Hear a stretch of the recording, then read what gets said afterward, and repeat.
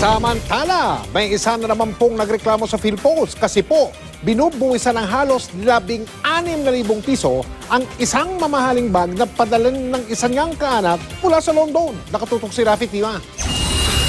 Tumangging magsalita sa harap ng kamera si Melody ang nagpost ng reklamo sa Facebook laban sa Bureau of Customs na nag-viral kamakailan. Sa kanyang post na nasa halos 60,000 likes, sinisingil daw siya ng customs ng halos 16,000 piso para sa isang bag na ipinadala ng kanyang kamag-anak sa London.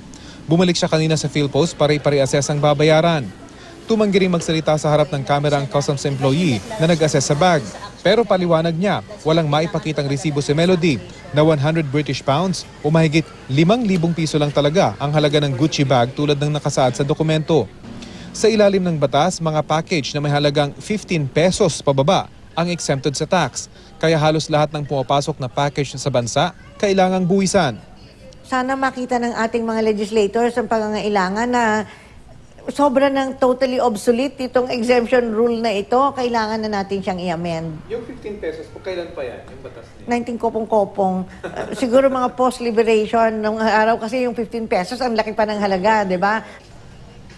Paliwanag ng PhilPost bago pa ang kontrobersyal na panukalang pagbubukas sa mga balikbayan box ng mga overseas Filipino workers. Matagal na itong ginagawa sa mga parcel at padala na dumadaan sa kanila.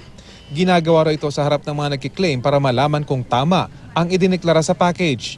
Dalawang bagay yan, either for inspection or past. Pag tinataka ng past, wala nang inspection, diretso delivery na. Pero pag tinataka ng for inspection, lilipat mo talaga yan sa kanila. Paglilinaw ng PhilPost, bagamat sa opisina nila ginagawa ang assessment at pag-claim ng mga package, mga empleyado ng Bureau of Customs ang gumagawa nito at hindi taga PhilPost. Dahilan kung bakit tumatagal minsan ang pagtanggap ng kliyente ng kanilang mga package. Solusyon sana ang isang Memorandum of Agreement sa pagitan ng BOC at PhilPost para i-deputize ang PhilPost sa paniningil ng mga tax. Pero hindi ito maipatupad dahil wala pang go signal mula sa customs. Sa ngayong nangyayari, pinapupunta natin yung mga tao sa post office o sa mail exchange para doon makipag-usap para sa kanilang parsela. And that's why you have all these misunderstandings. Aminado ang PhilPost, dumami ang reklamo tungkol sa mga nawawalan o nababawasang gamit na padala ng mga OFW. Pero sa kanilang investigasyon, hindi sa PhilPost o Customs Office nangyayari ang nakawan. Miski ang Australia Post, iniimbestigahan ngayon yung sa ground handlers. Kasi dati, nung magka-problema kami with USPS, it turned out ground handlers talaga, hindi rin kami. Rafi Tima, Nakatutok, 24 Oras.